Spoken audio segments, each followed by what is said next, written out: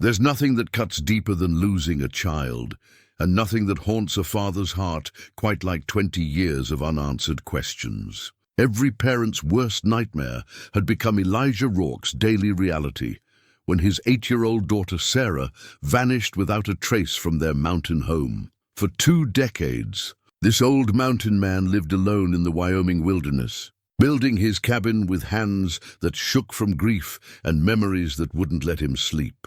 He'd searched every trail, followed every lead, and questioned every stranger who passed through.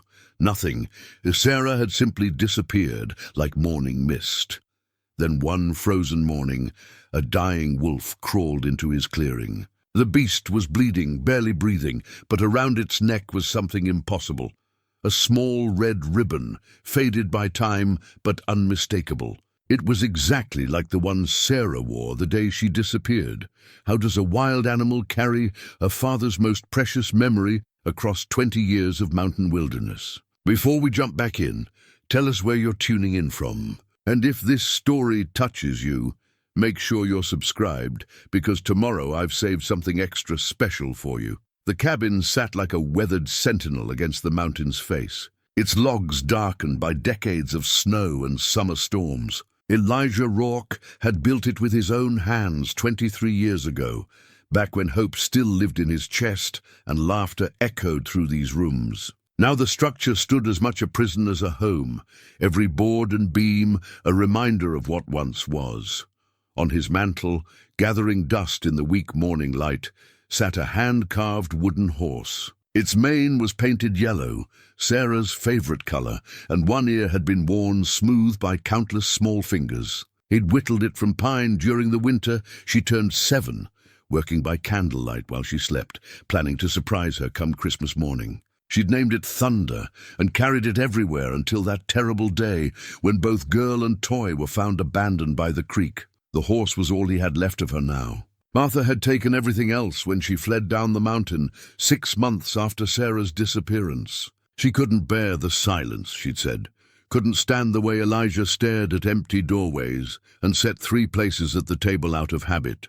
"You're living with ghosts," she'd accused him on that final morning, her bags already packed. "And I can't watch you die slowly anymore." She'd been right, of course. He was dying slowly, had been for 20 years now. Each sunrise brought another day of the same questions, the same hollow ache where his heart used to be. Where was his little girl? What had happened to her in those woods? Had she suffered? Did she call for him as whatever darkness took her closed in? The questions had carved grooves in his mind deeper than any mountain stream had ever cut through stone. His morning routine never varied. Rise before dawn, stoke the fire, brew coffee strong enough to wake the dead. Check the traps he no longer needed for survival.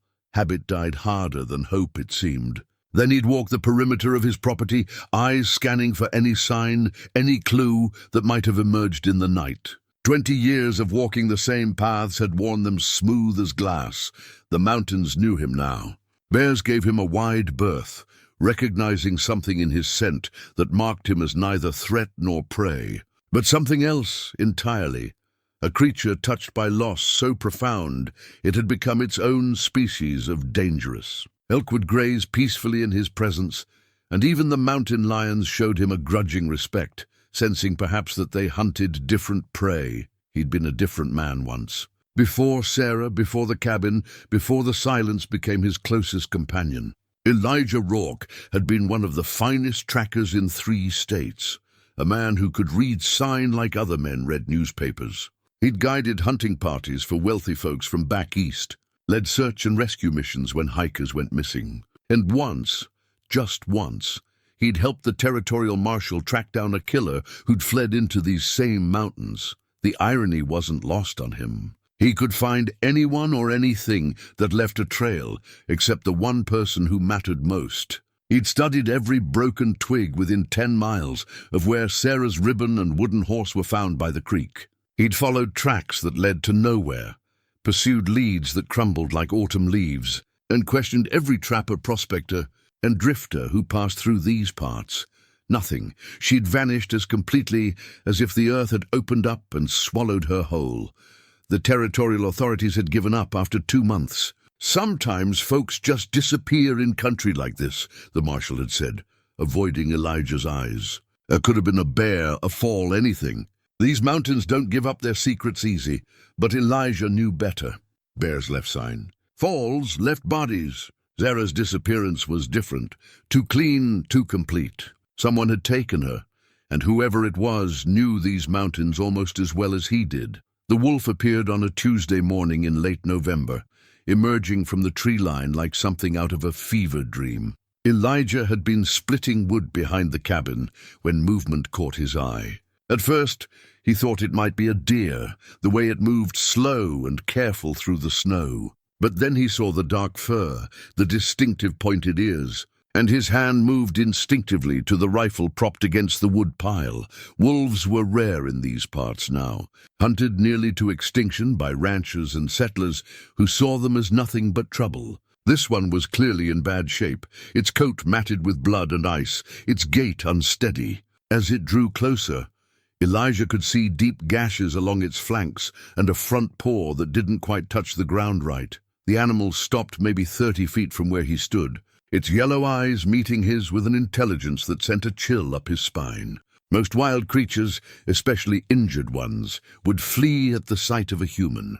This wolf just stood there watching him with what almost looked like recognition. "Easy now," Elijah murmured, setting down his axe slowly. "You're hurt pretty bad, aren't you, old fellow?" The wolf took another step forward, then another, its breathing labored and painful to watch. There was something desperate in its movements, something that spoke of a need greater than fear or self-preservation. When it finally collapsed at the edge of his clearing, Elijah could see just how badly injured it really was. 3 long gashes ran along its right side, probably from a bear's claws. Its left front paw was swollen and bent at an odd angle. But it was the wolf's eyes that held him, not wild and feral as he'd expected, but filled with something that looked almost like pleading against his better judgment. Elijah approached slowly, hands visible and empty. 20 years of mountain living had taught him to read animals as well as he read human sign, and this wolf wasn't looking for a fight. It was looking for help. As he knelt beside the injured creature, that's when he saw it.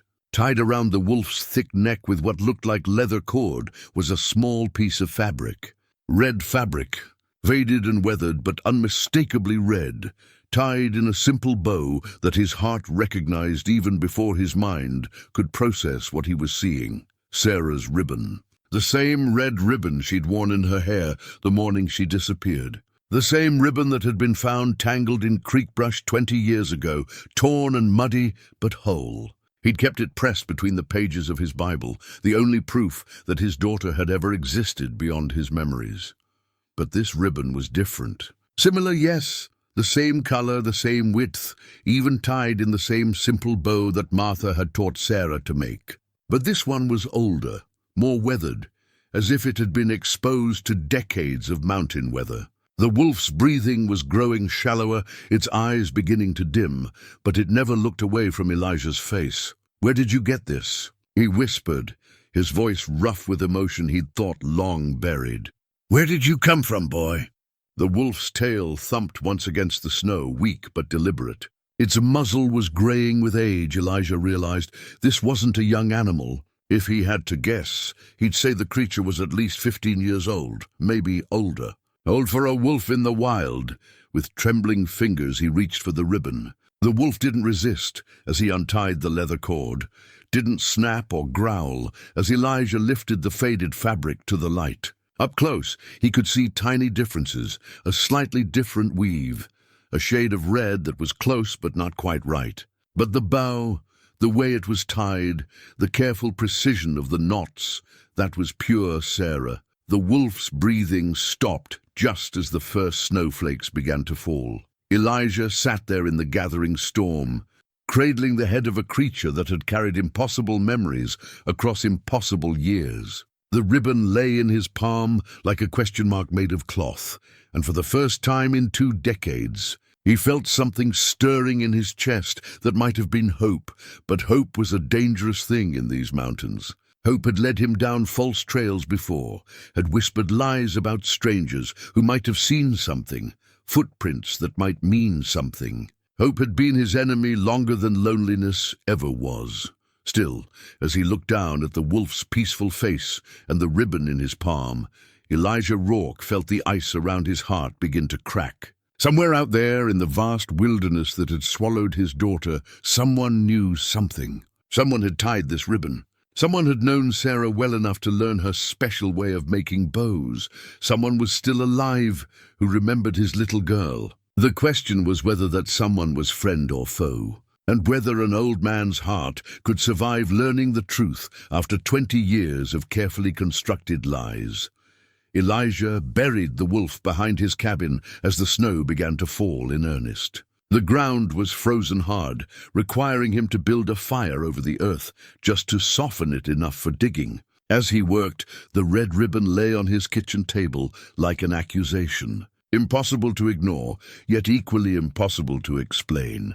By the time he'd finished laying the stones over the grave, night had fallen, and the storm had settled into the steady, determined rhythm that meant it would last for days. He sat at his table with a cup of coffee growing cold in his hands, staring at the ribbon under the flickering light of his oil lamp. 20 years of questions flooded back with renewed force. He'd memorized every detail of that terrible morning. How Sarah had insisted on wearing her red ribbon because it matched her new winter coat. How she'd practiced tying the bow 3 times before getting it right. How she'd skipped ahead of him on the path to their fishing spot, singing some little song she'd made up about mountain flowers. They'd been heading to Willow Creek, barely a mile from the cabin, where Sarah liked to look for smooth stones while he checked his fish traps. She'd run ahead despite his calls to stay close, disappearing around a bend in the trail with her wooden horse clutched in her small fist. When he'd rounded the same bend, not 30 seconds later, she was gone. He'd found the ribbon and the horse by the creek bank 20 minutes later, both muddy and torn as if dropped in haste. But there had been no other sign, no footprints save his own and Sarah's, no broken branches, no scrap of clothing. It was as if she'd simply vanished into thin air. Now, looking at this second ribbon, older and more weathered, but tied in exactly the same way, Elijah felt his carefully constructed world beginning to tilt. Someone out there knew how Sarah tied her bows. Someone had kept her memory alive in fabric and leather cord, carrying it through the wilderness on the neck of an ancient wolf. Sleep came in fragments that night, broken by dreams of yellow-haired girls running through snow-covered forests and wolves with human eyes. When morning light finally filtered through his frost-covered windows, Elijah knew what he had to do. For 20 years he'd waited for answers to come to him. Now perhaps it was time to go looking for them. The storm had passed, leaving behind 3 feet of fresh snow and a world transformed into crystalline silence. Elijah strapped on his snowshoes and checked his pack. Dried meat, coffee, matches, ammunition, and the canvas bedroll he hadn't used in 15 years. He wrapped the ribbon carefully in oiled cloth and tucked it close to his heart. He would follow the wolf's trail backward, track it to wherever it had come from. Even with the fresh snow, there might be sign. Disturbed earth where the creature had rested, claw marks on trees, the distinctive scent that wolves left behind to mark their territory. Elijah had tracked wounded animals before. They followed predictable patterns, seeking shelter near water, favoring certain types of terrain. But as he began following the faint depression in the snow where the wolf had first appeared, Elijah realized this wouldn't be like any tracking job he'd ever undertaken. The wolf had come from the north, toward the deep wilderness, where few men had ever set foot. It was country so remote and rugged that even the indigenous tribes had used it only for vision, quests and spiritual ceremonies. The trail led him up through stands of lodgepole pine and across frozen meadows where his snowshoes sank deep despite the hard-packed surface beneath. Every few hundred yards he stopped to study the faint signs. A tuft of dark fur caught on bark, a place where the wolf had paused to rest, the yellow stain where it had marked its passage. By midday, he'd climbed nearly 2,000 feet, and the trail was beginning to tell a story. The wolf hadn't been wandering aimlessly. Despite its injuries, it had been moving with purpose, following game trails and natural corridors through the forest with the confidence of an animal that knew exactly where it was going. More troubling was the realization that this wolf had been traveling for days, possibly weeks. The scattered signs suggested a creature that had been wounded somewhere far to the north and had made the slow, painful journey toward Elijah's cabin with deliberate intent. But that was impossible.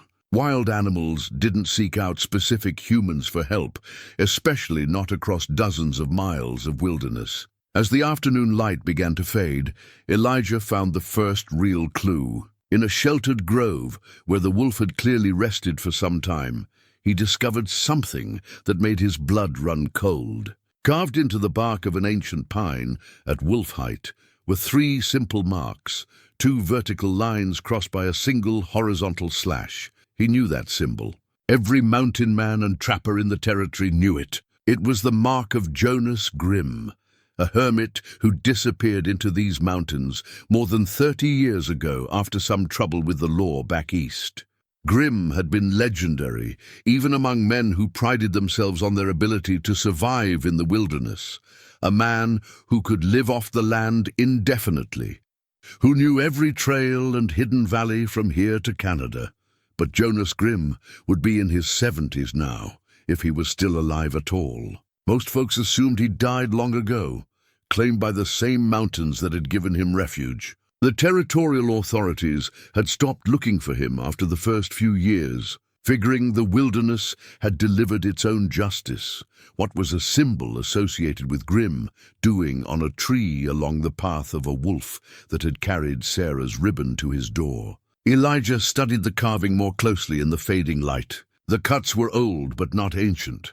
Made within the last 5 years, he guessed, based on how the bark had grown around the edges. Someone was still alive up here, still moving through this country and marking their passage. As darkness approached, he made camp in the same grove where the wolf had rested. He built a small fire and heated some coffee, his mind racing with possibilities he hardly dared consider. If Jonas Grimm was still alive somewhere in these mountains, if he'd had contact with the wolf, if he knew something about Sarah's disappearance, it opened doors to questions Elijah had thought were sealed forever, but it also opened darker possibilities. Grimm had fled into the wilderness to escape justice for reasons no one talked about openly. What kind of man could survive alone in this country for 3 decades? What kind of secrets might such a man be keeping? The fire crackled and popped as Elijah stared up at the star-filled sky, the red ribbon still pressed against his chest. Tomorrow he would continue following the trail, push deeper into country where no decent man belonged. But tonight, for the first time in 20 years, he felt something besides despair when he thought about his daughter. Whether that something was hope or terror, he couldn't yet say. Dawn broke grey and bitter over the high country, bringing with it a wind that cut through Elijah's woolen coat like it was made of paper. He'd slept poorly, haunted by dreams of carved symbols and yellow eyes, and his joints complained loudly as he broke camp. 63 years of mountain living had taken their toll, but determination had a way of making old bones feel young again. The wolf's trail continued north, leading him through terrain that grew increasingly treacherous with each passing mile. Ancient rock slides had carved scars across the mountainsides, and more than once Elijah found himself picking his way across loose stone that shifted ominously under his snowshoes. This was country that tested even experienced mountaineers, yet the wolf had navigated it with the confidence of long familiarity. 3 hours into the morning's trek, he found the second marker, another pine tree bearing Jonas Grimm's distinctive symbol, this one carved deeper and more recently than the first. But there was something else here that made Elijah's pulse quicken. Hanging from a low branch, protected from the weather by an overhang of stone, was a small leather pouch. Inside the pouch, wrapped in oiled cloth, was a piece of paper covered in cramped handwriting. The ink was faded but legible, and Elijah's hands trembled as he read the words, "If you're following the wolf's trail, you're closer than you know." But closer to what, you might ask? That depends on how much truth an old father's heart can bear. Some doors, once opened, can never be closed again. The cabin with the blue door sits where three streams meet. Come alone or don't come at all. A friend to the lost, Elijah read the note 3 times before the words fully sank in. Someone had been expecting him.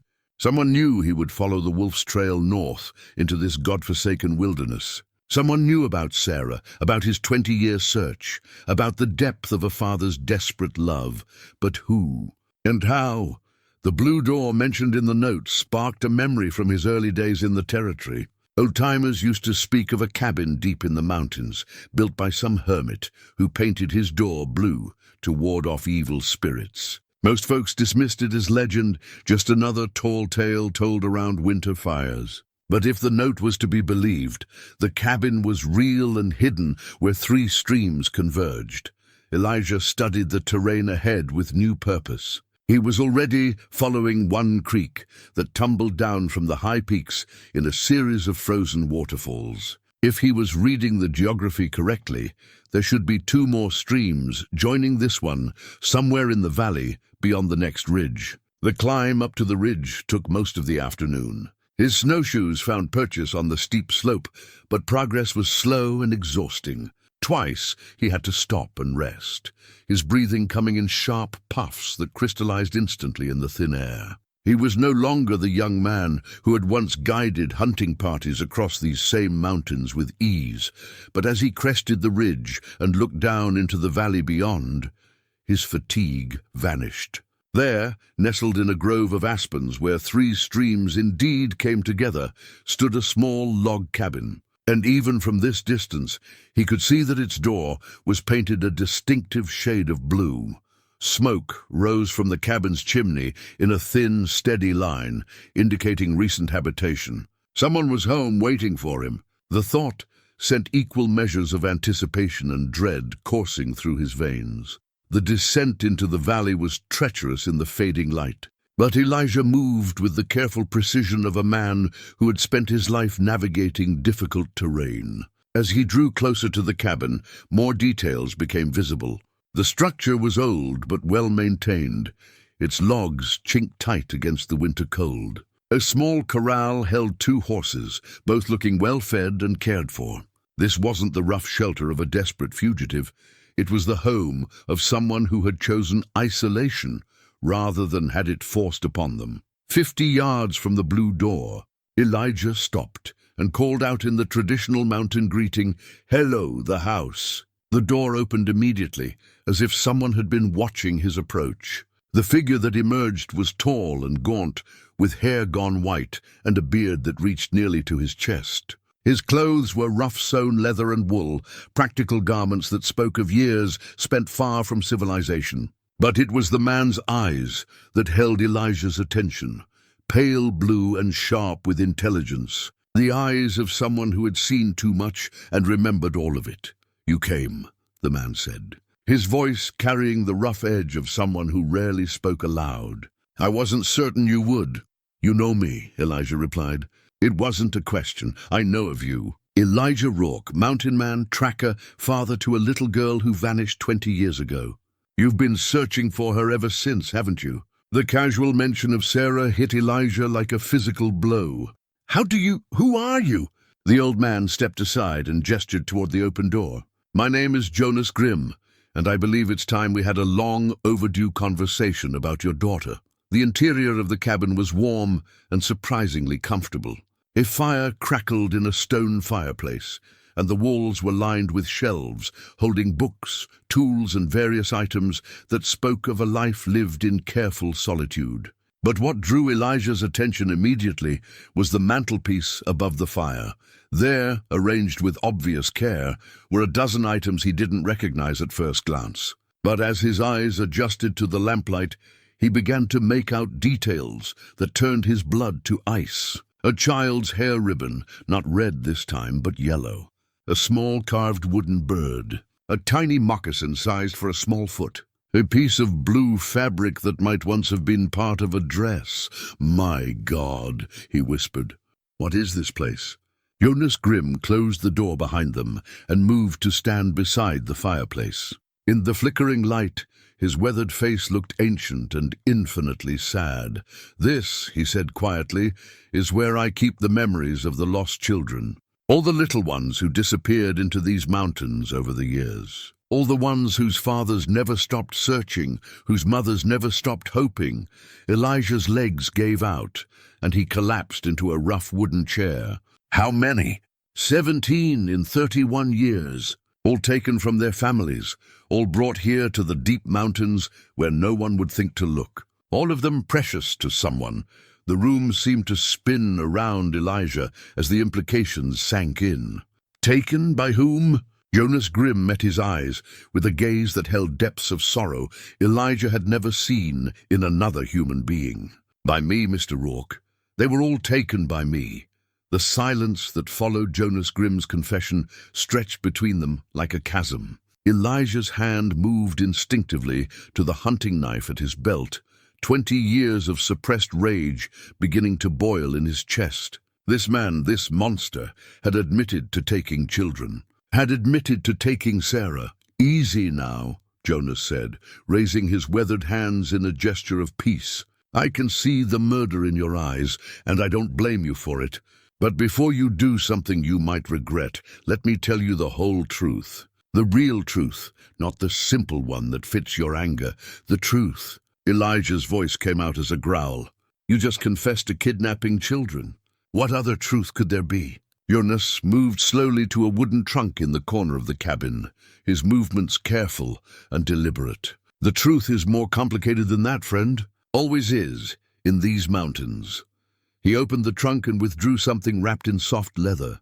"Tell me, Mr. Rourke, what do you know about the Blackwood Trading Company?" The name hit Elijah like a slap. Everyone in the territory knew about Blackwood, a powerful outfit that controlled most of the fur trade from here to Canada. They had posts scattered throughout the wilderness, and enough money and influence to make problems disappear. But what did they have to do with missing children? "I know they're rich and ruthless," Elijah replied, his hand still on his knife. "I know they don't let anything stand in the way of profit. Rich, yes. Ruthless, absolutely." Jonas unwrapped the leather bundle, revealing a thick ledger bound in black cloth. "But what you don't know is that they supplement their fur income with a different kind of trade. A trade in something much more valuable than beaver pelts." He opened the ledger and turned it so Elijah could see the pages. Written in neat columns were names, dates, and amounts. The names were clearly European, wealthy-sounding surnames preceded by titles and locations. The amounts were staggering, sums that would buy entire ranches or small towns. "What am I looking at?" Elijah asked, though a cold dread was already forming in his stomach. "Purchase orders," Jonas said quietly. "Contracts for the acquisition and delivery of children to wealthy European families who couldn't have children of their own, or who had specific requirements for the children they wanted to adopt." Elijah's blood turned to ice as the implications sank in. "You're saying they were selling children?" "I'm saying the Blackwood Trading Company has been running a kidnapping operation for over 30 years. They target isolated families in remote areas. Trappers, miners, homesteaders who live far from any law enforcement.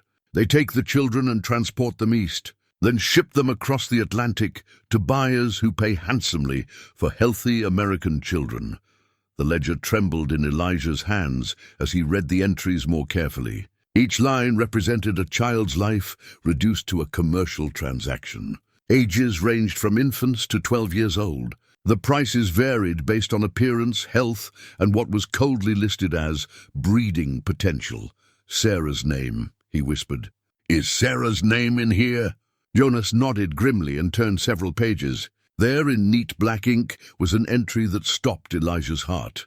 "Sarah Rourke, age 8, blonde hair, blue eyes, healthy constitution. Acquired 11/15/1845. Payment $2,000. Destination: Lord Pemberton Estate, Yorkshire, England." Elijah stared at the entry until the words blurred. £2,000. His daughter's entire life had been worth £2,000 to these monsters. "How do you know this?" he managed to ask. "How do you have their ledger?" Jonas closed the book gently and set it aside. Because I used to work for them.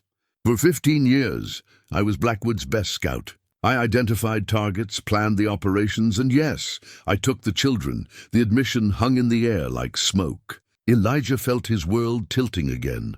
Reality reshaping itself around truths too horrible to fully comprehend. You took my daughter. I did, along with 16 others over the years. Jonas moved to the fireplace and stared into the flames. I told myself I was just following orders, that someone else would do the job if I didn't. I told myself the children were going to better lives with wealthy families who could provide for them. I told myself a lot of lies to sleep at night. Why? The word came out broken, barely audible. Why are you telling me this now? Jonas reached up and touched one of the items on the mantelpiece, a small wooden toy that looked like it had been carved with love. Because 15 years ago, I took a little girl from a cabin down in Colorado Territory. She was maybe 6 years old, with red hair and the brightest laugh you ever heard. Her name was Emma.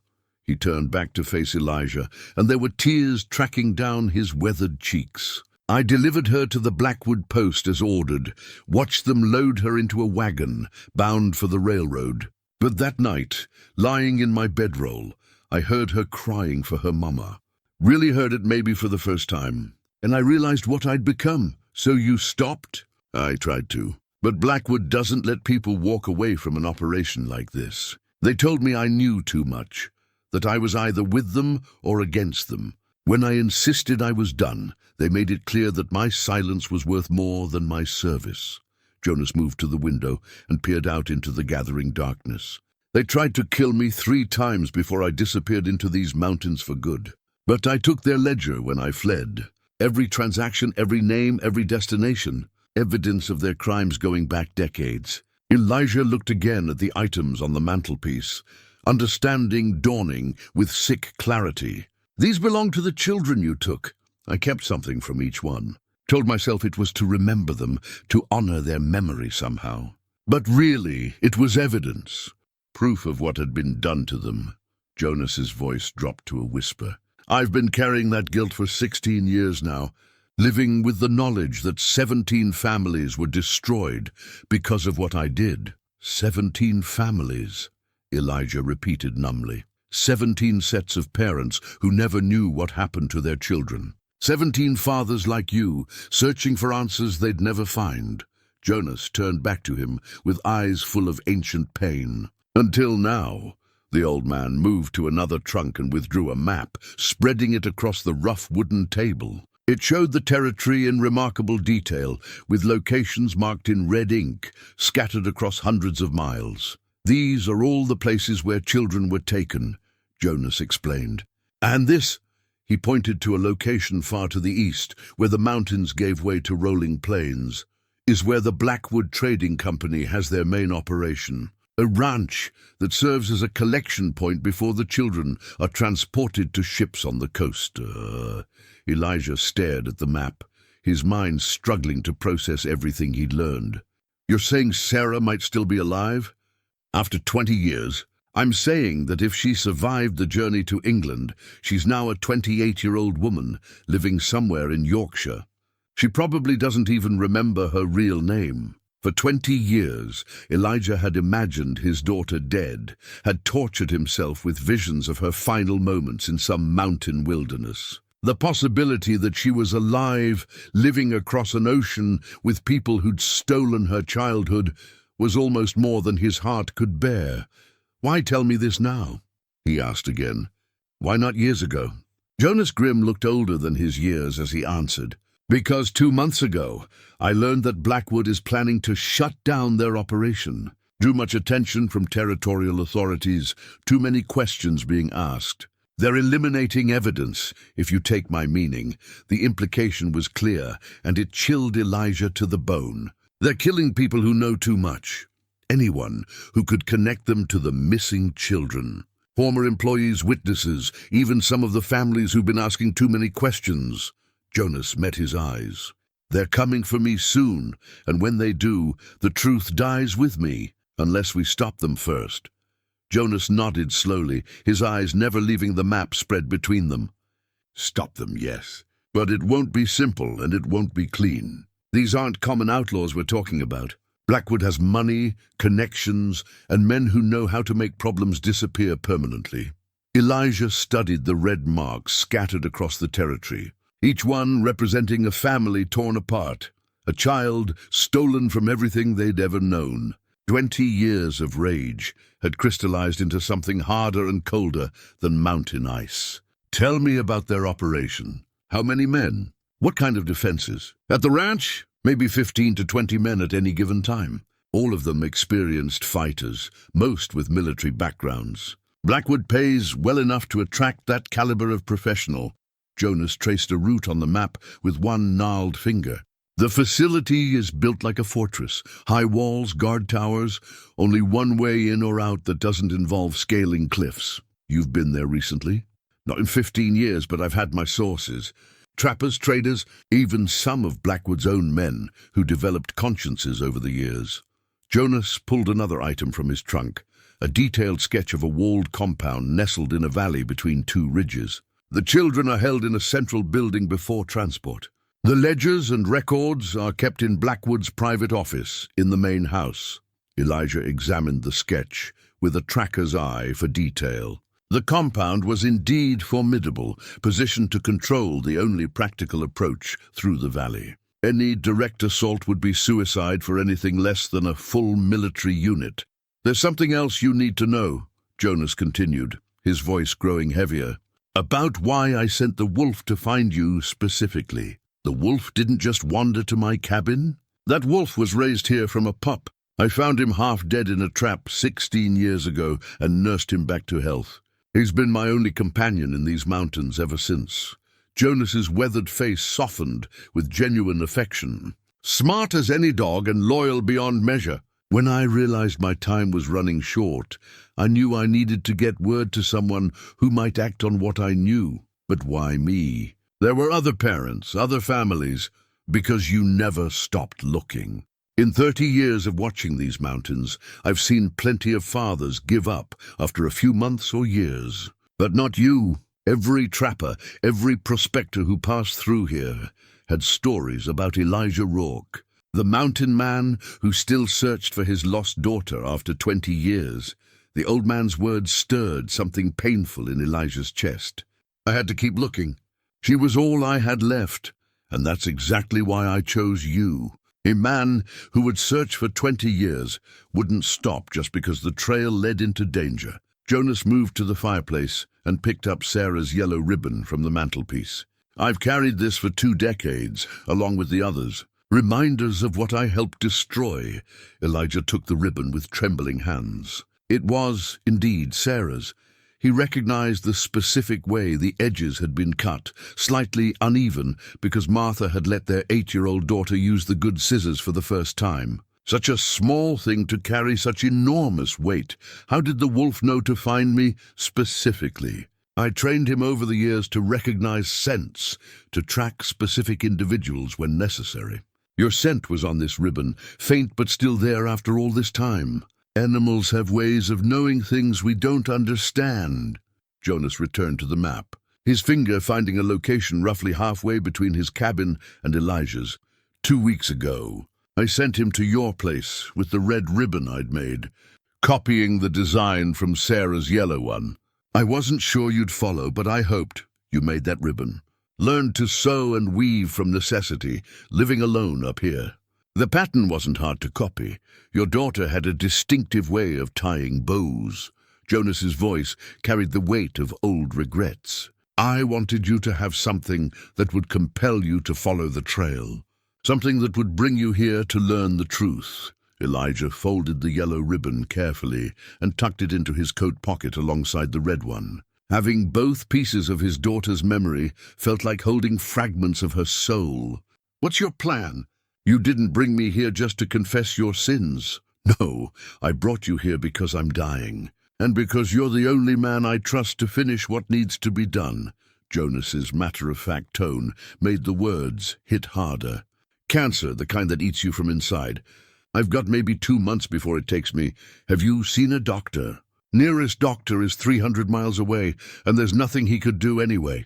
I've made my peace with it.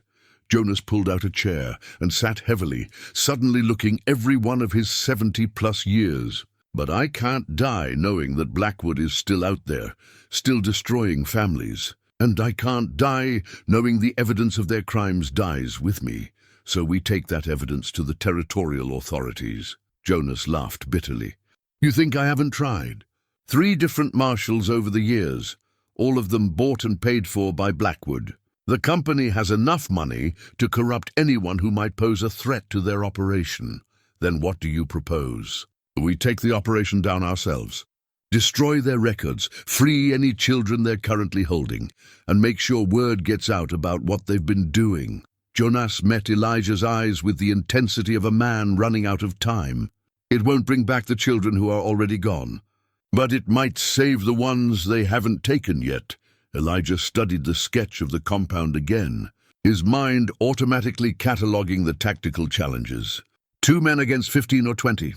Those aren't good odds. No, they're not. But we have advantages they don't expect. I know their routines, their weaknesses, their blind spots. And you, Jonas gestured toward him, you're a tracker who spent 20 years learning patience and precision. We're not going to charge the front gate like some dime novel heroes. What are you thinking? Jonas spread a larger, more detailed map across the table. This one showed not just the compound, but the surrounding terrain in careful topographical detail.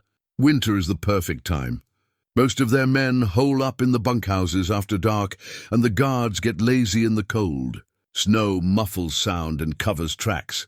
How do we get inside? There's a service tunnel that runs under the east wall, used for waste disposal and accessing a natural spring. It's too narrow for most men, but we're both lean enough to make it through. Jonas traced the tunnel route with his finger. Gets us inside the compound without alerting the guards. And then we split up.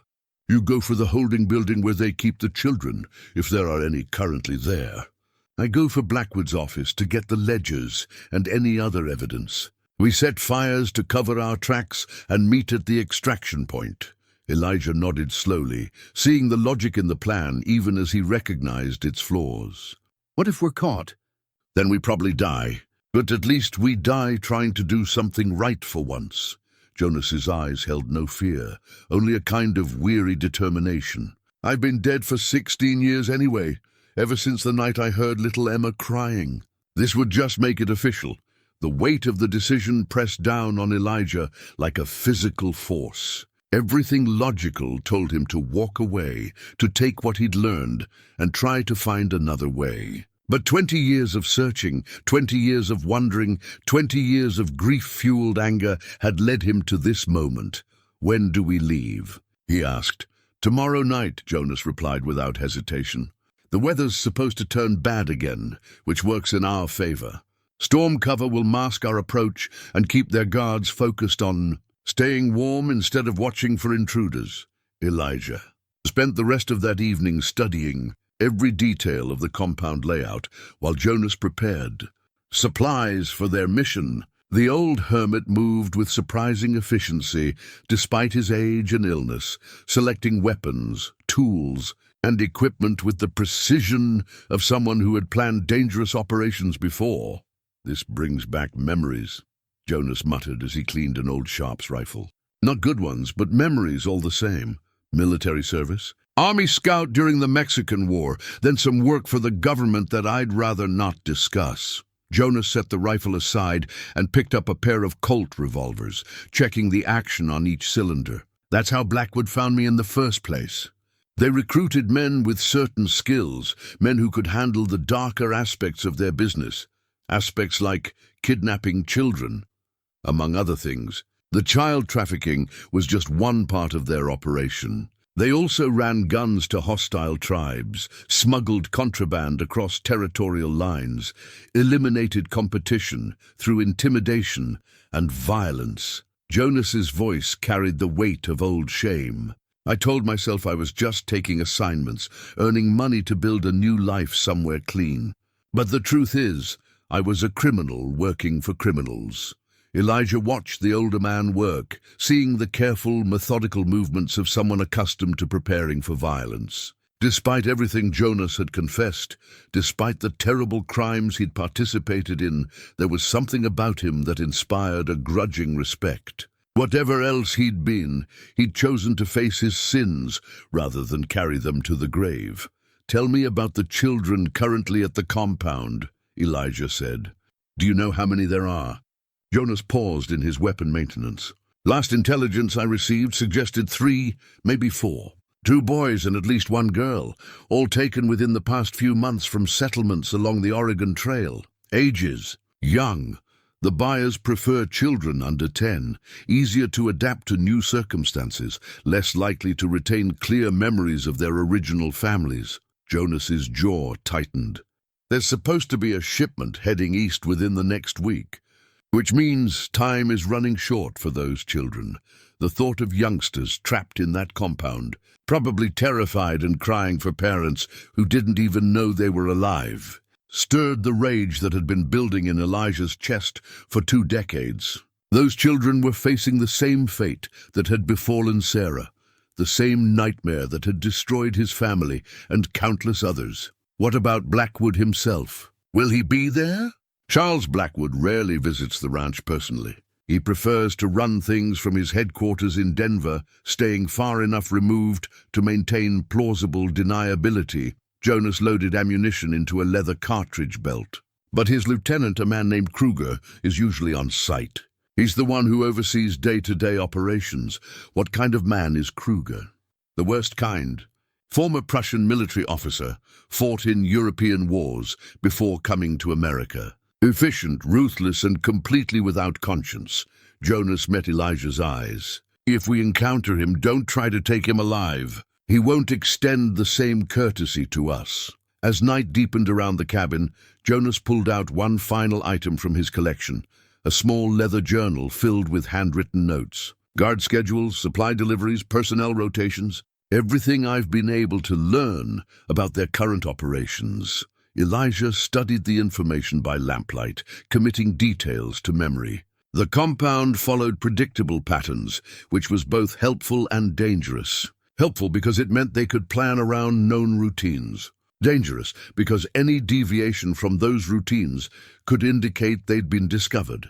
"The children's building is here," Jonas pointed to the sketch. "Single story, barred windows, one entrance that's usually guarded. The guard changes every 4 hours. And there's typically a 15-minute gap during shift changes when the position is unmanned. 15 minutes isn't much time. It'll have to be enough." The building layout is simple. One main room where the children sleep, a smaller room for the guard when he's inside, and a storage area for supplies. "If there are children there, they'll be in the main room." Elijah traced the path from the service tunnel to the children's building with his finger. "Roughly 200 yards across open ground. Even in a storm, that's exposed territory. There are some outbuildings that provide cover for most of the route. Stables, tool sheds, storage barns. We'll need to move carefully, but it's doable." Jonas closed the journal and looked at Elijah seriously. "There's something else you need to understand about this mission. Even if we succeed, even if we rescue those children and destroy Blackwood's evidence, it won't bring Sarah back." The words hit like a physical blow. But Elijah had already wrestled with that reality during the long hours of planning. "I know, but it might prevent other fathers from losing their daughters, and that's enough for you." Knowing that Sarah is probably living in England with no memory of her real family, no knowledge of the father who never stopped searching for her. Elijah was quiet for a long moment, staring into the fire and thinking about the little girl who used to sit on his lap while he whittled wooden horses. "I've spent 20 years hoping she was alive somewhere, praying that whoever took her was at least treating her kindly. If she's safe and happy, even if she doesn't remember me, then maybe that's enough. You're a better man than I am, Elijah Rourke." "No, I'm just a father who's finally learned the difference between vengeance and justice."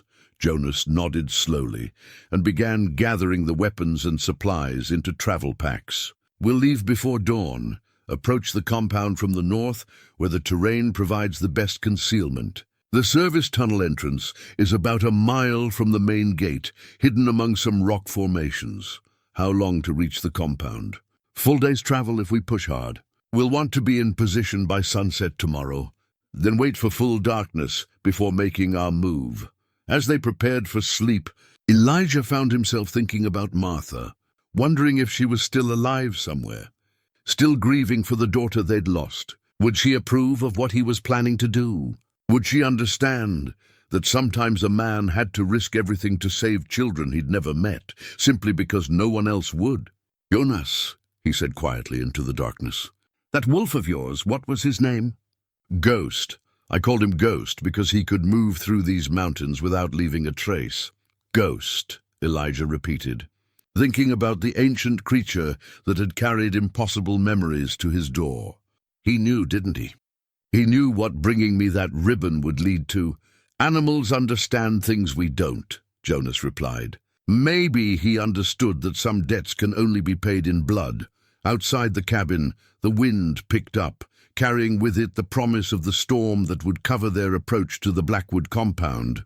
Elijah closed his eyes and tried to sleep, but his mind was filled with images of frightened children waiting for rescue, and the spectre of a daughter he would probably never see again. Tomorrow night, 20 years of searching would finally lead him to the truth, whatever that truth might cost him. They left before dawn, moving through the pre-storm darkness like shadows among shadows. Jonas moved with surprising agility for his age, leading them through hidden passes and forgotten trails that bore no trace of recent human passage. The old hermit knew this country with an intimacy that came from decades of careful observation. As they traveled, Elijah found himself studying his unlikely companion with new eyes. Whatever Jonas Grimm had been in his darker days, he was clearly a man of considerable skills. He read the terrain like a book, anticipated weather changes hours before they manifested, and moved through the wilderness with the fluid efficiency of someone born to it. "Storms coming faster than expected," Jonas observed as they crested a ridge overlooking a broad valley. "We'll reach the compound by mid-afternoon instead of evening. Is that good or bad?" "Depends on what we find when we get there." Jonas pulled out his field glasses and studied the distant landscape. "There, see that smoke column about 10 miles northeast? That's the compound."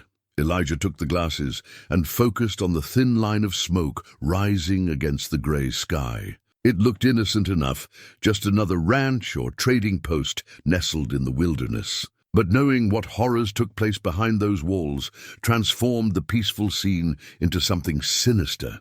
They pushed hard through the morning, covering ground at a pace that left Elijah's aging joints aching despite years of mountain conditioning. Jonas seemed driven by an urgency that went beyond their mission timeline, glancing frequently at the darkening sky and checking his pocket watch with increasing frequency. "You're worried about something," Elijah observed during a brief rest stop. Intelligence reports suggested the next shipment wouldn't leave for several days, but smoke patterns and other signs suggest increased activity at the compound. Jonas's weathered face was grim. "I'm concerned they may have moved up their schedule, meaning the children could be gone already. Or worse, if Blackwood suspects his operation has been compromised, he might decide to eliminate evidence entirely." The implication hung between them like a physical weight. They pushed on without further rest, driven now by the possibility that every minute's delay might cost innocent lives. It was mid-afternoon when they reached the observation point Jonas had selected, a rocky outcrop that provided a clear view of the Blackwood compound, while remaining concealed from the guards below. What they saw through the field glasses made Elijah's blood run cold. The compound was indeed bustling with activity, but not the routine operations Jonas had described. Armed men moved with military precision between buildings, loading supplies into wagons with urgent efficiency. Guard posts that should have held single sentries were doubled, and the main gate was reinforced with additional barriers. "They know," Jonas breathed, lowering the glasses. "Somehow they know we're coming. How is that possible?" Before Jonas could answer, a rifle shot echoed across the valley. Both men dropped instinctively, scanning the ridgelines for signs of hostile activity. That's when Elijah saw them, At least a dozen armed men moving through the rocks above their position, systematically searching every possible hiding place. "Trap," Jonas said simply. This whole thing was a trap. They scrambled down from the observation point, seeking cover among the larger boulders, while armed men closed in from multiple directions. But even as they moved, Elijah's mind was racing through the implications. If Blackwood had known they were coming, if this was all an elaborate setup, then everything Jonas had told him was suspect. "The ledger," Elijah said, as they pressed themselves against a massive stone formation. "The confession about taking children. How do I know any of it was true?" Jonas met his eyes with an expression of infinite sadness. "Because, my friend, the truth is more complicated than even I told you." "What do you mean?"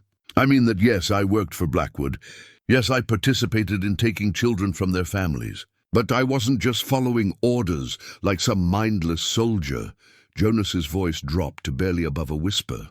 "I was Charles Blackwood's partner in the operation from the very beginning. Half of everything they made belonged to me."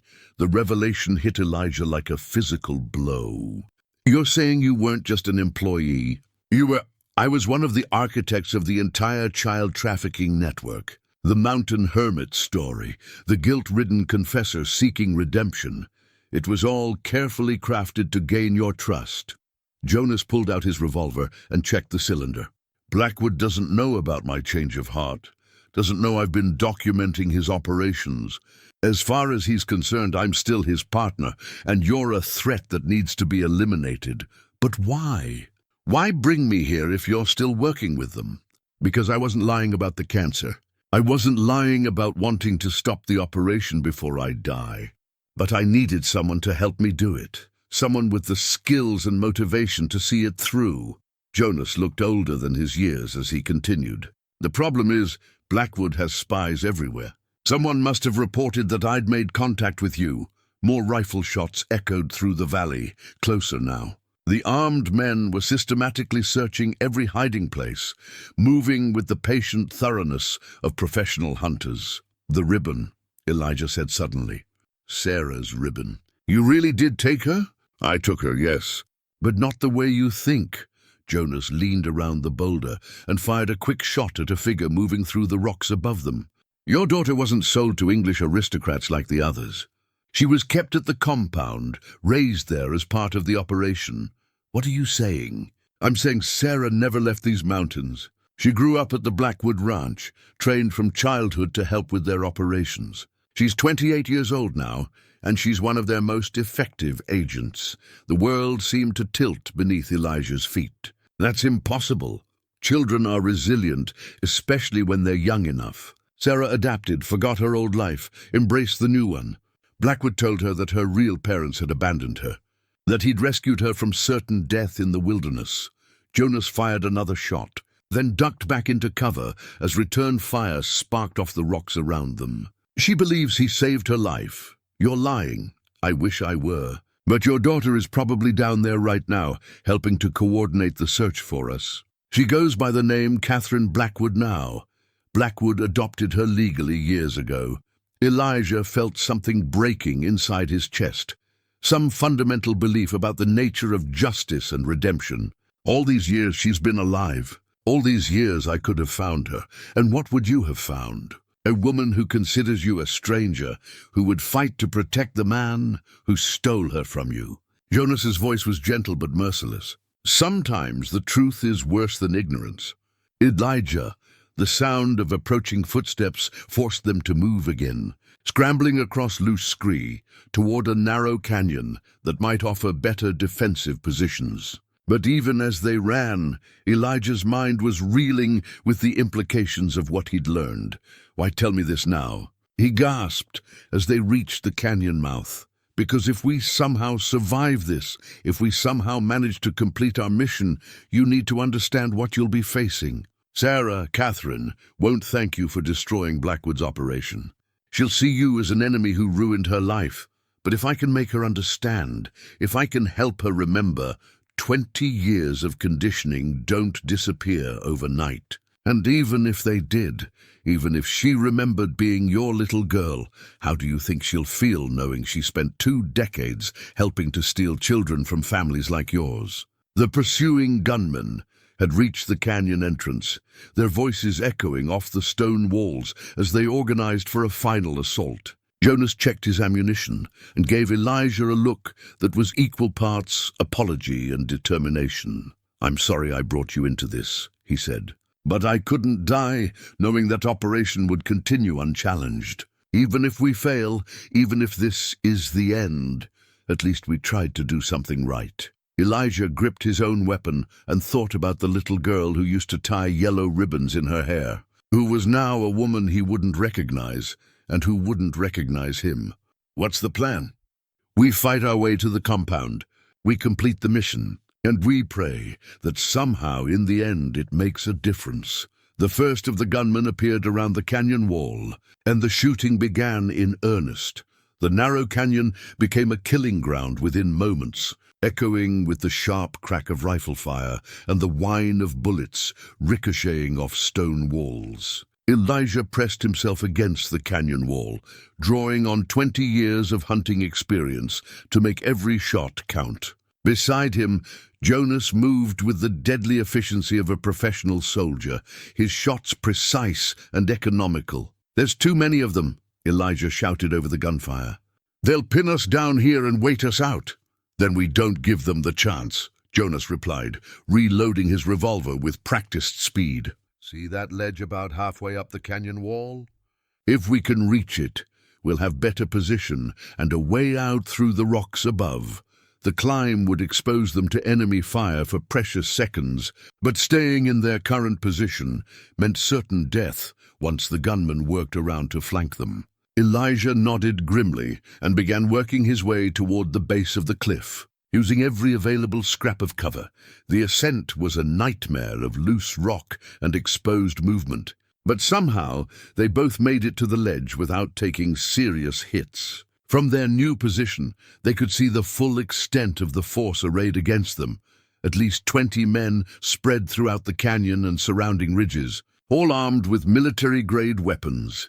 "Blackwood sent his entire security detail," Jonas observed, breathing heavily from the climb. "Either he really wants us dead, or there's something at the compound worth protecting with everything he has. The children, or evidence that could destroy his entire organization. The ledger I showed you was just one of several. If the territorial authorities ever got their hands on Blackwood's complete records, they could trace the trafficking network all the way back to its European connections. They moved along the ledge, using the elevation advantage to pick off pursuers while working toward the canyon's far end.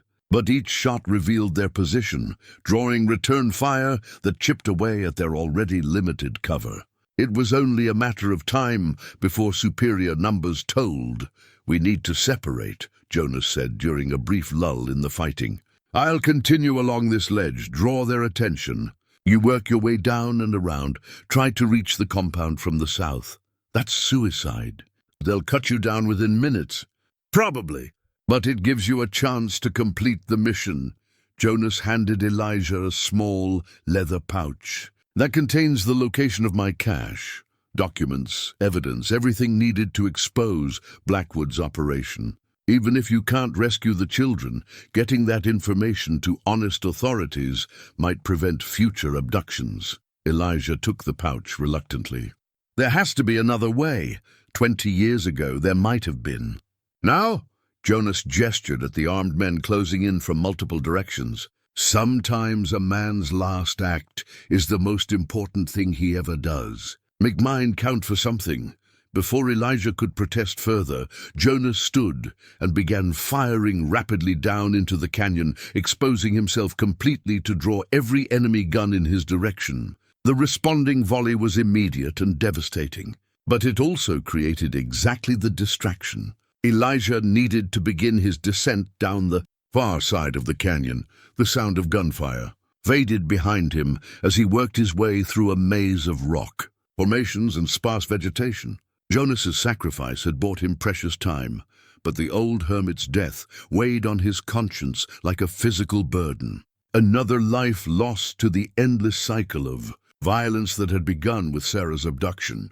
20 years ago, the approach to the compound from the south was treacherous, but unguarded. Blackwood had committed all available men to the canyon battle, leaving his rear flank exposed.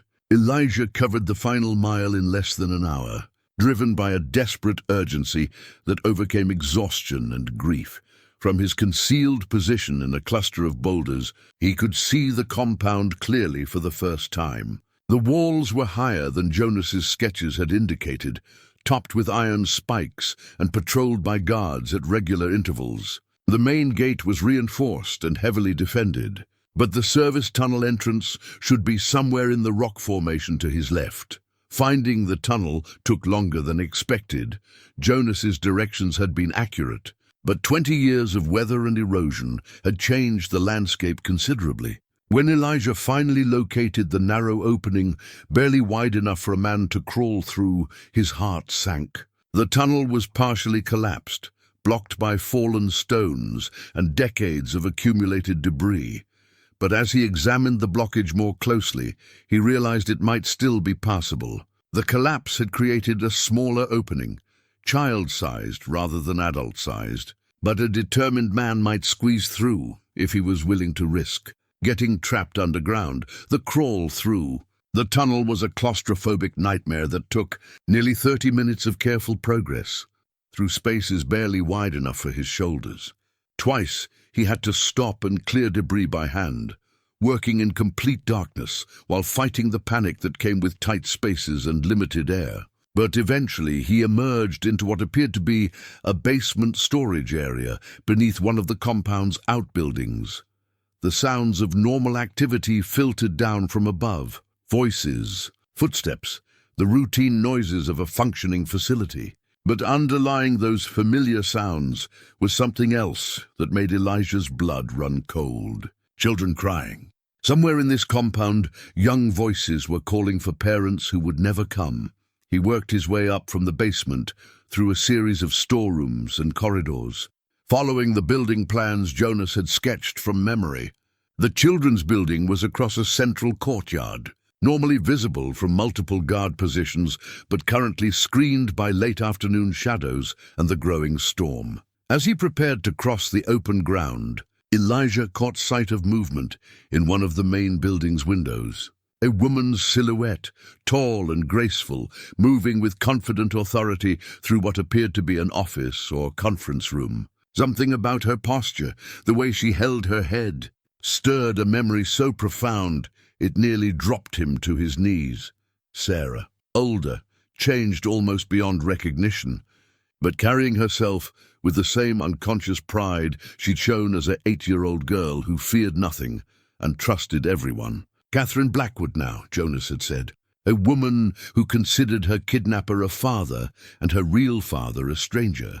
The sound of approaching footsteps forced him to abandon his surveillance and focus on the mission. 2 guards were making rounds, their route taking them directly past his hiding place. He waited until they passed, then sprinted across the courtyard to the children's building. The structure was exactly as Jonas had described, single story. Barred windows, one entrance currently guarded by a man who looked bored and cold. Elijah circled the building, looking for an alternative way inside, and found it in a loose board covering what had once been a window on the building's rear wall. The space beyond the board was dark and cramped, clearly designed as a storage area rather than living space. But voices filtered through the thin wall, separating this room from the main area where the children were kept. Young voices, speaking in the careful whispers of those who had learned that making noise brought punishment, said they might take us on a trip soon, one child was saying, a boy by the sound of it. But I don't want to go. I want to go home. There is no home anymore, replied another voice, older and more resigned. This is home now. The sooner you understand that, the easier it gets. Elijah worked carefully at the wall boards, finding a section weakened by age and moisture. He managed to create an opening just large enough to see through, giving him a view of the main room, where 4 children sat on rough wooden benches. 3 boys and 1 girl, all between 6 and 10 years old, all bearing the hollow-eyed look of young people who had seen too much suffering. They were clean and adequately clothed, but there was something about their posture, their careful movements, that spoke of harsh discipline and constant fear. These weren't children being prepared for loving homes. They were prisoners being conditioned for transportation like livestock. The girl looked up suddenly, her eyes meeting his through the small opening. For a moment she seemed about to cry out, but something in Elijah's expression must have reassured her. Instead, she moved closer to the wall and whispered, "Are you here to help us?" "Yes," he whispered back, "but I need you to stay quiet and be ready to move quickly when I tell you." "The guard will come back soon," the girl warned. "He checks on us every hour." Elijah glanced at his pocket watch. If the guard followed a regular schedule, he had maybe 20 minutes before the next inspection. 20 minutes to get 4 children out of a heavily defended compound and to safety. Even with Jonas's distraction in the canyon, the odds were impossibly long. But as he looked at those young faces, saw the desperate hope flickering in their eyes, Elijah knew he couldn't walk away. 20 years ago, he'd failed to protect his own daughter from monsters like Blackwood. Today, perhaps, he could save someone else's children from the same fate. The sound of boots approaching across the courtyard told him time had run out for planning. The guard was returning early, and Elijah was trapped in a storage room with no way out except through the children's area, directly into the arms of his enemies. The guard's footsteps stopped just outside the door to the children's room. Elijah pressed himself against the wall, his hand moving instinctively to his knife. Through the crack in the boards, he could see the children sitting in perfect stillness, their faces carefully blank in the way young people learned when any expression might bring punishment. The door opened with a rusty squeal, and a heavy-set man in a dirty wool coat stepped inside. His eyes swept the room with practiced efficiency, counting heads and checking for any signs of disturbance. "Anyone caused trouble while I was gone?" he asked in a voice that suggested he hoped the answer would be yes. "No, sir," the oldest boy replied carefully. "We've been quiet, just like you told us." "Good, keep it that way." The guard moved closer to where the children sat, his boots echoing loudly on the wooden floor. "Word is, we might be moving you little ones tomorrow instead of next week. So you better get your rest tonight. Long journey ahead." Elijah's blood chilled. If Blackwood was accelerating the shipment schedule, these children would disappear forever within hours. Whatever he was going to do, it had to be now. The guard turned to leave, but stopped when he noticed something near the wall where Elijah was hidden. "What's that?" he muttered, bending down to examine the loose board Elijah had displaced. There was no choice left. Elijah erupted through the weakened wall section in an explosion of splintering wood and dust. The guard spun toward the sound, his hand reaching for the pistol at his hip, but Elijah was already moving. 20 years of mountain living had kept him strong and fast, and 20 years of suppressed rage gave his attack a fury that overwhelmed trained reflexes. The knife found its mark between the guard's ribs before the man could draw his weapon. They went down together, rolling across the floor in a deadly embrace that ended when Elijah's blade found the guard's heart. The man's eyes widened in surprise, then went dark as death claimed him. "Don't look," Elijah told the children as he wiped his blade clean. "Just gather anything you need to take with you. We're leaving right now." The youngest boy, maybe 6 years old, began to whimper. "We're not supposed to leave without permission. They'll be angry." "I'm giving you permission," Elijah said gently, kneeling to the boy's level. "My name is Elijah, and I'm here to take you home to your families." "You promise?" the little girl asked, her voice barely audible. "I promise. But we have to be very quiet and very brave. Can you do that for me?" All 4 children nodded solemnly. They had so little to gather, a few scraps of clothing, a wooden toy one boy clutched like a talisman, that they were ready to move within minutes. But getting them out of the compound alive would require more than determination. Elijah peered through the barred window at the courtyard beyond. Guards were visible at their posts along the walls, and lights were beginning to come on in the main buildings as evening approached. The storm Jonas had predicted was finally arriving, bringing with it wind and the first scattered snowflakes that might provide cover for their escape. Listen carefully, he whispered to the children. We're going to leave through the back wall, then move very quietly through the rocks behind this building. Stay close together, do exactly what I tell you, and don't make any noise no matter what you see or hear. Understand? They nodded again, their young faces set with a determination that broke Elijah's heart. Children shouldn't have to be this brave, shouldn't have to risk their lives just to reach the safety that should have been their birthright. The wall section he'd damaged provided an adequate exit route, though getting 4 children through the opening required careful assistance. One by one, he helped them squeeze through the gap and into the narrow space between the children's building and the compound's outer wall. The rocks Jonas had mentioned provided decent concealment, but moving 4 young people through difficult terrain while avoiding detection would have been challenging under the best circumstances. With armed guards patrolling the area and a storm beginning to reduce visibility, it was nearly impossible. They'd made it maybe 50 yards when the alarm bell began to ring. Someone had discovered the dead guard, and the entire compound erupted into activity. Shouts echoed across the courtyard as armed men poured out of the buildings, torches and lanterns creating dancing pools of light in the growing darkness. Search parties began forming with military efficiency, each one assigned to specific sectors of the surrounding terrain. They'll find us, the oldest boy whispered, his voice tight with fear. Not if we keep moving, Elijah replied, though he knew their chances had just dropped to almost nothing. Follow me, stay low, and remember, no noise no matter what happens. Behind them he could hear orders being barked in multiple languages. Blackwood's men were professionals, and they knew their business. It would only be a matter of minutes before the search pattern reached their hiding place among the rocks. But as Elijah led the children deeper into the darkness, he caught sight of something that made his heart skip. A tall figure was moving through the compound with calm authority, coordinating the search teams and directing their deployment. Even at this distance, even in the uncertain light of torches and storm, he recognized the way she carried herself.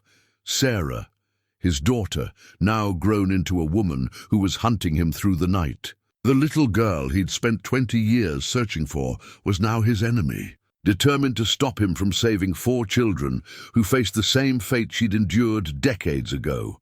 The bitter irony nearly broke his resolve. The search teams were closing in with methodical precision, their torches cutting through the darkness like accusatory fingers. Elijah crouched behind a boulder with the 4 children pressed against him, feeling their small bodies trembling with cold and fear. The youngest boy was fighting back sobs, and the girl kept looking back toward the compound with the hollow resignation of someone who expected to be dragged back to captivity. There's movement in the rocks, a voice called from somewhere too close. Sector 7, about 100 yards from the east wall. Elijah heard the distinctive sound of rifle bolts being worked, metal sliding against metal with deadly purpose. He had perhaps 60 seconds before the search teams reached their position, and the terrain ahead offered little concealment. Behind them, the compound's lights created a barrier of illumination impossible to cross unseen. That's when he heard it, a sound that shouldn't exist in this place at this time. The long, mournful howl of a wolf echoing across the valley from somewhere in the northern darkness. But this wasn't just any wolf call. It was the specific pattern Jonas had taught him years ago, a signal used by mountain men to communicate across long distances. Ghost, somehow. Jonas's wolf had survived and followed their trail to the compound.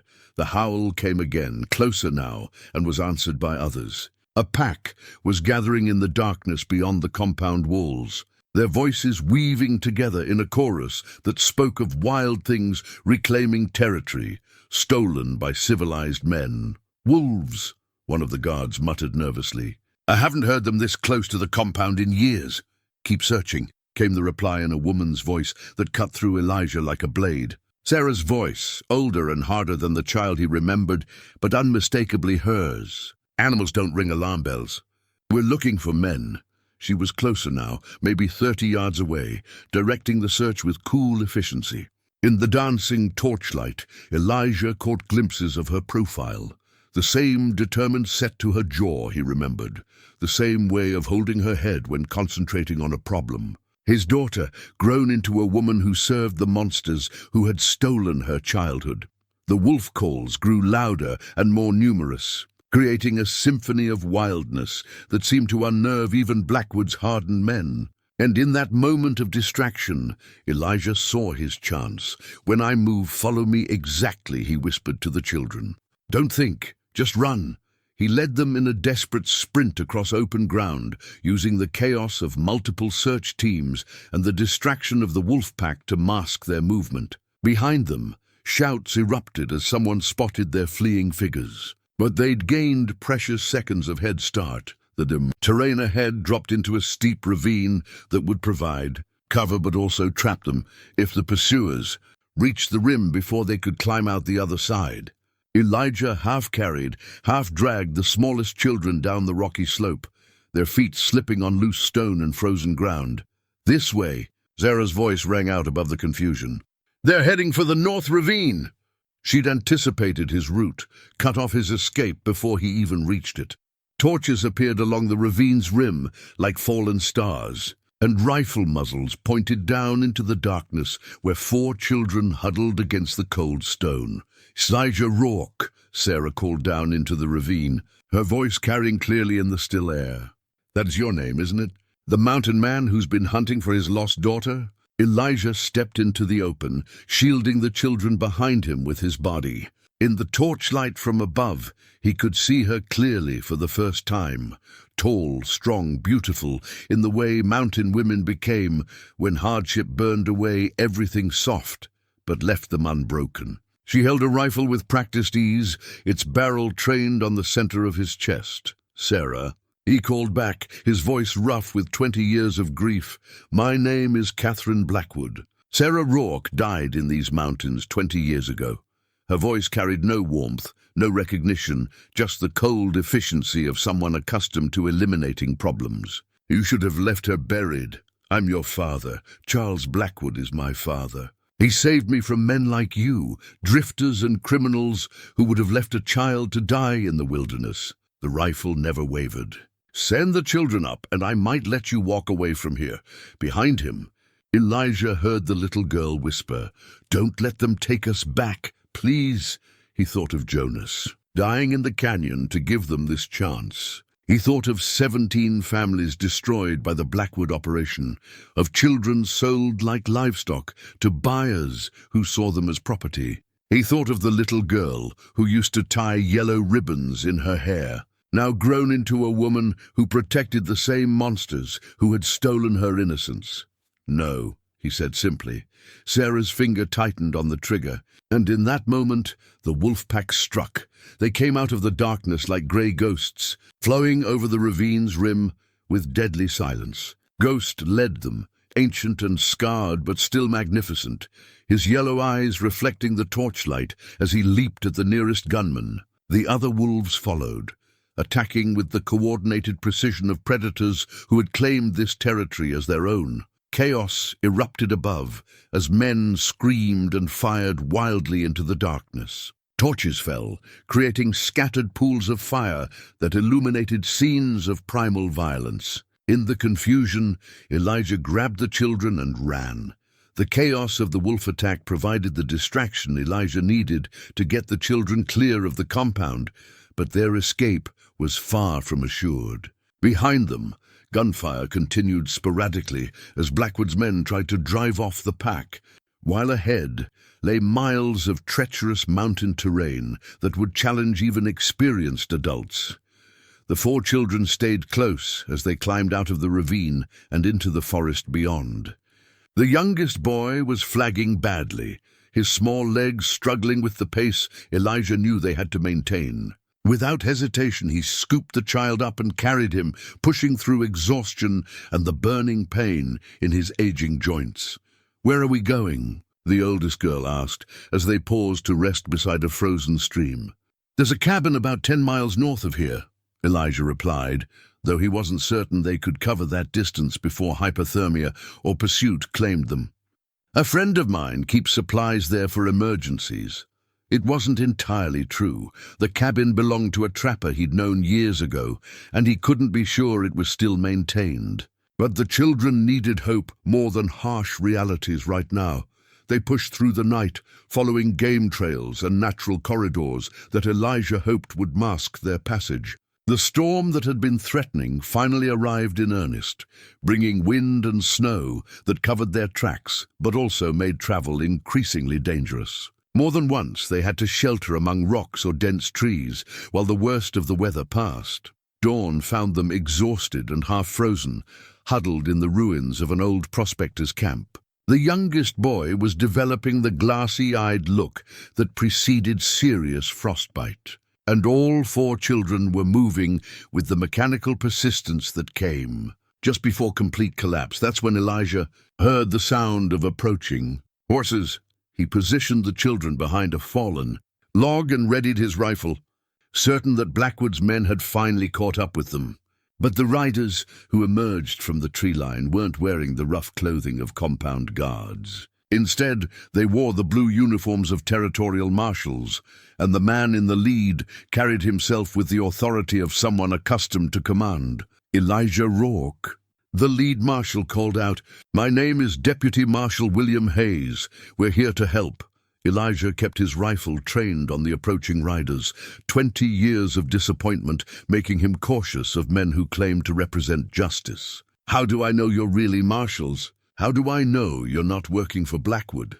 Marshal Hayes dismounted slowly, his hands visible and empty. "Because Jonas Grimm sent us a package 3 weeks ago. Documents, evidence, everything we needed to finally move against the Blackwood operation." He pulled a leather pouch from his saddlebags, including this. Inside the pouch was a letter written in Jonas's careful handwriting, explaining everything about the trafficking operation and Elijah's mission to rescue the children. But more than that, it contained detailed maps showing the location of Jonas's evidence cache, along with instructions for the marshals to coordinate their raid with Elijah's infiltration. "We've been watching the compound for days," Marshal Hayes explained as his men distributed blankets and hot coffee to the children. "When the shooting started last night, we moved in. The whole operation is finished. Blackwood himself is in custody, along with most of his people." "And Sarah?" Elijah asked, though he dreaded the answer. Catherine Blackwood surrendered when she realized the situation was hopeless. "She's alive, but—" Hayes paused, clearly struggling with how to phrase what came next. "She refuses to acknowledge any connection to her original identity. As far as she's concerned, Sarah Rourke died 20 years ago." The words hit like physical blows, but they weren't unexpected. Jonas had warned him that 20 years of conditioning wouldn't disappear overnight, if ever. The little girl he'd lost was truly gone, replaced by a woman who saw him as an enemy rather than the father who'd never stopped searching for her. Will she face charges? That's complicated. Technically, she was a victim who was conditioned from childhood to participate in the operation. But she did help coordinate activities that harmed other children. Marshal Hayes looked genuinely sympathetic. The territorial judge will have to sort that out. As they prepared to ride toward the nearest settlement, Elijah found himself walking beside the marshal. "The other children, the ones who were sold over the years, is there any way to find them?" Jonas's documents include shipping manifests and buyer information going back decades. "We'll do everything we can to trace the victims and reunite them with any surviving family members." Hayes glanced at the 4 rescued children riding with his deputies. "It won't be easy, and it won't bring back the lost years, but it's a start." 3 months later, Elijah stood in his cabin doorway, watching spring slowly reclaim the high country. The wooden horse still sat on his mantelpiece, but now it was accompanied by 4 letters, updates from the families whose children he'd helped rescue from the Blackwood compound. All 4 were recovering, slowly learning to trust again, and rebuilding connections with parents who had never stopped hoping. There had been no word from Sarah. She was serving a reduced sentence at the territorial prison, and the warden had reported that she still refused all visits from anyone claiming connection to her past life. The doctor said her memories might return in time, but they offered no guarantees. Elijah had made his peace with that uncertainty. His daughter was alive, and perhaps that was enough. Somewhere in the world, a woman named Catherine bore his blood and his stubborn determination, even if she could never acknowledge the father who had searched for her across 20 years of mountain solitude. The red ribbon and yellow ribbon lay side by side in his Bible, pressed between pages that spoke of redemption and forgiveness. Sometimes healing came through reunion, and sometimes it came through letting go. Either way, it came through choosing love over vengeance, hope over despair. Outside his window, Ghost sat watching the tree line with the patient attention of a creature at peace with his place in the world. The old wolf had survived the compound battle and found his way back to the mountains where he belonged. They were both aging guardians now, watching over a wilderness that held its secrets close, but sometimes, just sometimes, revealed them to those persistent enough to keep searching. In the distance, a child's laughter echoed across the valley, carried on wind that tasted of snow and possibility.